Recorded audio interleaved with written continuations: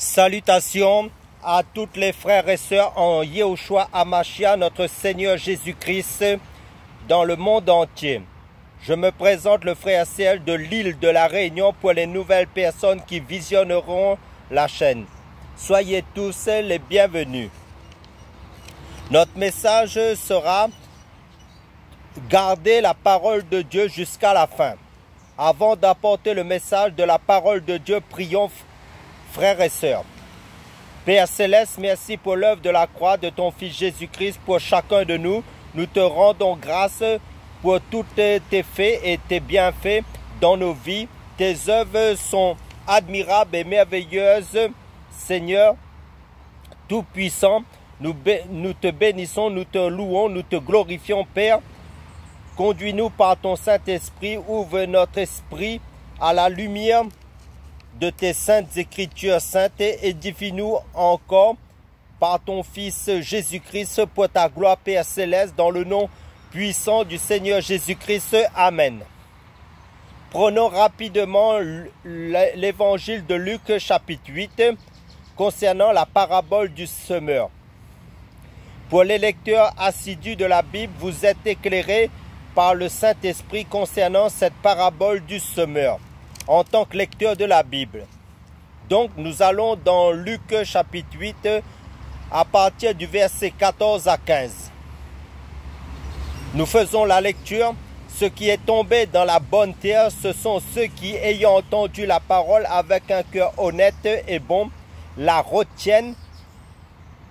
Nous allons nous arrêter sur deux mots, la retiennent. Et nous allons, par la grâce du Seigneur Jésus-Christ, développer cela, si Dieu le permet, dans un moment. Donc, je continue la lecture. La retiennent et portent du fruit avec persévérance. Amen. Revenons sur les deux mots que j'ai dit, la retiennent. C'est-à-dire, retiennent la parole de Dieu. C'est-à-dire encore, garde la parole de Dieu dans son cœur. Question, gardes-tu la parole de Dieu dans la vérité dans ton cœur, dans ta pensée, dans ta mémoire, en toi? Ne me réponds pas, toi seul tu as la réponse dans ton cœur. Pourquoi je pose cette question? Nous allons dans le livre de la lettre aux Philippiens, chapitre 4, verset 8. Qu'est-ce que Philippiens chapitre 4 verset 8 nous dit? Il nous est stipulé, au reste frères, que tout ce qui est honorable, tout ce qui est juste, tout ce qui est pur, tout ce qui est aimable, tout ce qui mérite l'approbation, ce qui est vertueux et digne de louange soit l'objet de vos pensées. Amen. Frères et sœurs, quelle est la préoccupation de vos pensées? De nos pensées, dans votre mémoire, dans votre pensée, de chaque jour, dans votre vie quotidienne. Est-ce que c'est la parole de Dieu en tant que disciple de Jésus-Christ? Qu'est-ce que la parole de Dieu dit ou est-ce que les occupations de ce monde qui n'a aucun rapport avec la parole de Dieu, qui sont passagers, est l'objet de vos pensées? Prépare-toi pour ton éternité avec Dieu, avec sa parole. Toi seul connais ta marche spirituelle de chaque jour avec le Seigneur Jésus-Christ. Les temps sont mauvais. Nous vivons à une époque d'apostasie, de séduction spirituelle intense. Faisons très attention. Soyons vigilants. Soyons comme les chrétiens de Béret qui examinaient chaque jour les Écritures pour voir qu'est-ce que la parole nous dit, qu'est-ce qu'il est écrit dans la parole, pour ne pas sortir du chemin de la vérité éternelle.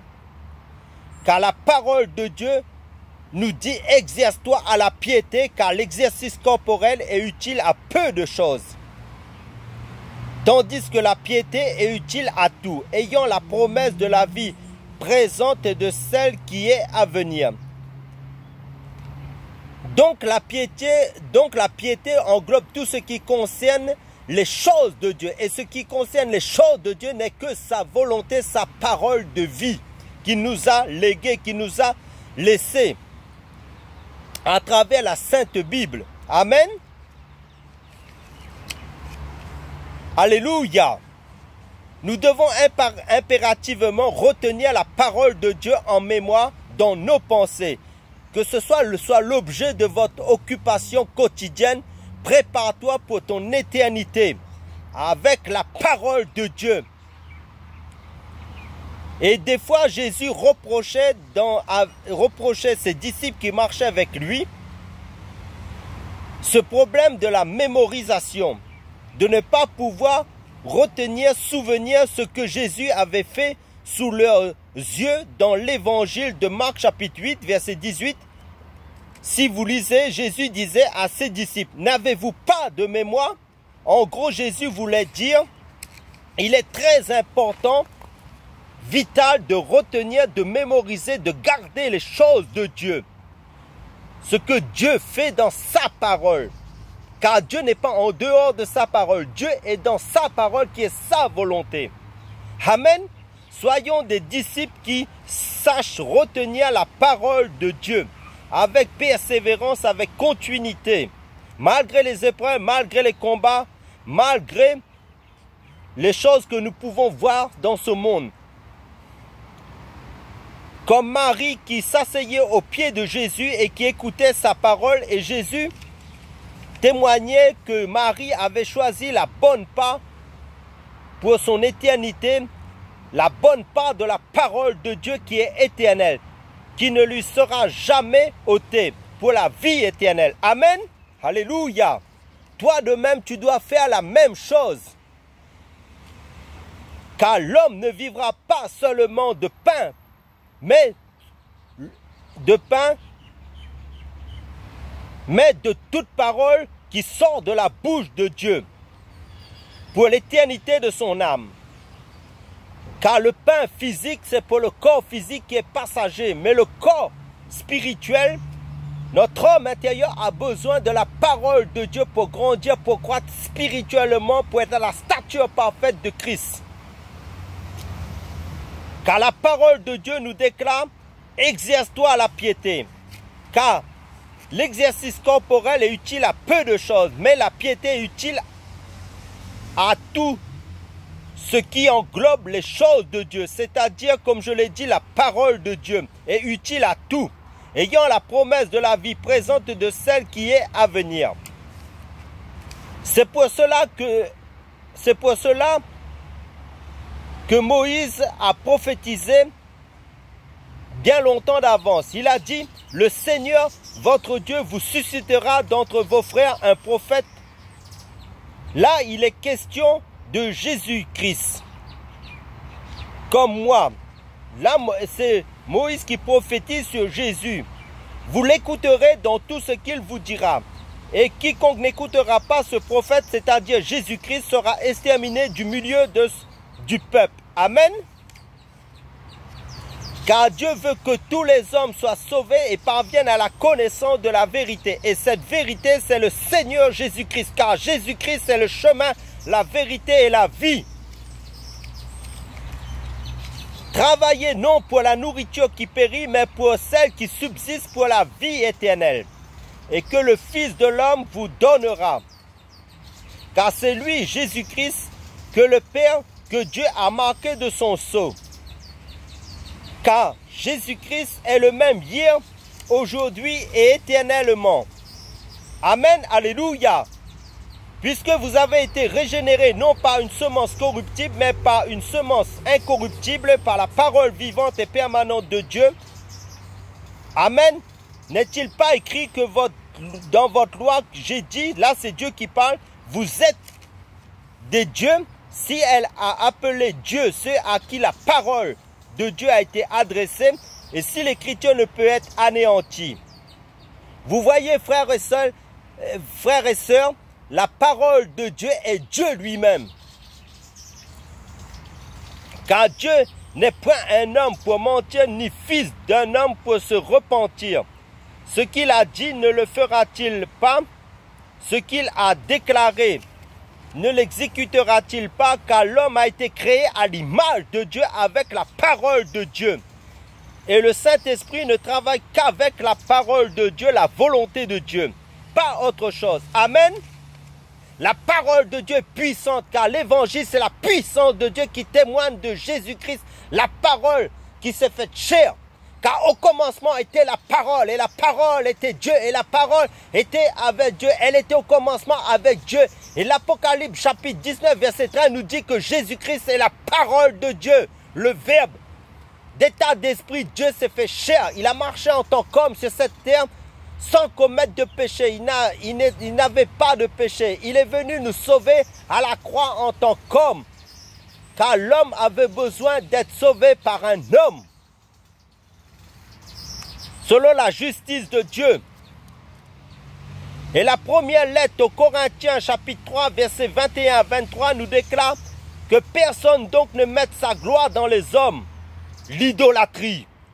Gardez-vous de l'idolâtrie des hommes. Car tout est à vous, soit le monde, soit la vie, soit la mort, soit les choses présentes, soit les choses à venir. Tout est à vous et vous êtes à Christ. Et Christ est à Dieu.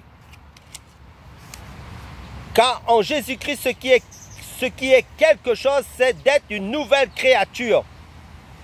Si quelqu'un est en Christ, il est une nouvelle créature. Les choses anciennes sont passées. Voici, toutes choses sont devenues nouvelles.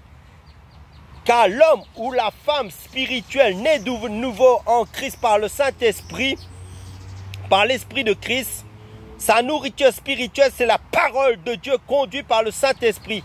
Et cette parole est esprit et vie. Comme nous le dit Jésus dans l'évangile de Jean chapitre 6. Donc cette parole de Dieu est esprit et vie pour notre âme. Pour la croissance spirituelle en continuité, avec persévérance, c'est un processus pour grandir, croître spirituellement avec la parole de Dieu, dans la prière, dans la méditation de la parole de Dieu, de Genèse, Apocalypse, car la Bible est christocentrique, tout est centré sur Jésus-Christ qui est la parole de Dieu. Donc, pour nous consacrer dans la parole de Dieu, dans la méditation de la parole de Dieu, dans l'adoration en esprit, en vérité. Demeurons fermes en Jésus-Christ malgré les épreuves qui peuvent surgir dans notre parcours spirituel en Christ. Car nous marchons non pas par la vue, mais par la foi. Et la foi vient de ce qu'on entend, et ce qu'on entend vient de la parole de Christ. Amen. Alléluia. Accroche-toi, guerrier, guerrière, commando, soldat, soldate de Jésus-Christ, à sa parole de vérité. Soyons revêtus de l'armure de la parole de Dieu, le casque du salut, le bouclier de la foi, la cuirasse de la justice, la ceinture de la vérité, le zèle que donne l'évangile de paix, le bouclier de la foi, l'épée de l'esprit qui est la parole de Dieu.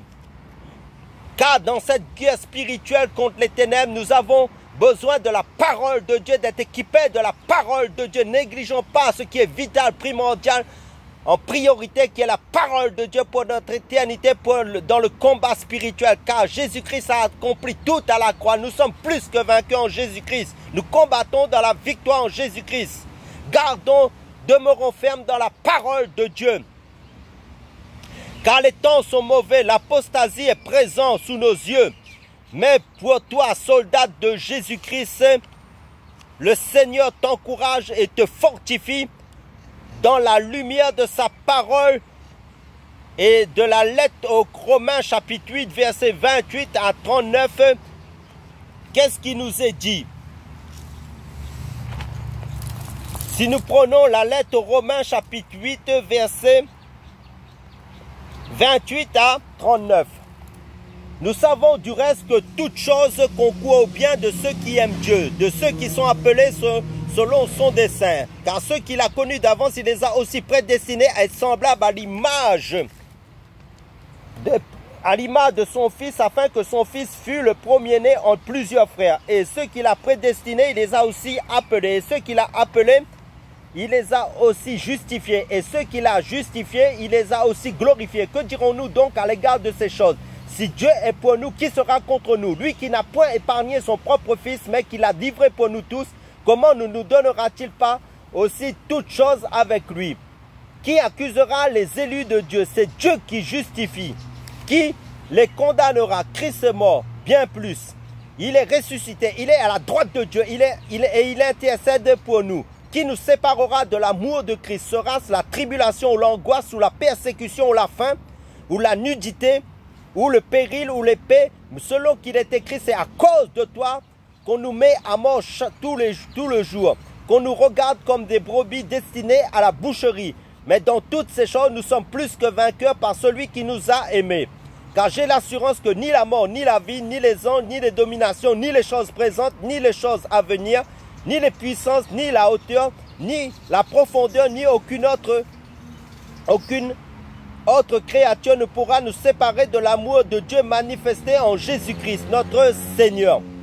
Amen. Alléluia. Quelle espérance nous avons dans le Seigneur Jésus-Christ. Demeurons fermes, gardons la parole de Dieu. Persévérons jusqu'à la fin. Pour terminer, que Dieu vous bénisse tous, frères et sœurs du monde entier, en Jésus-Christ. Amen.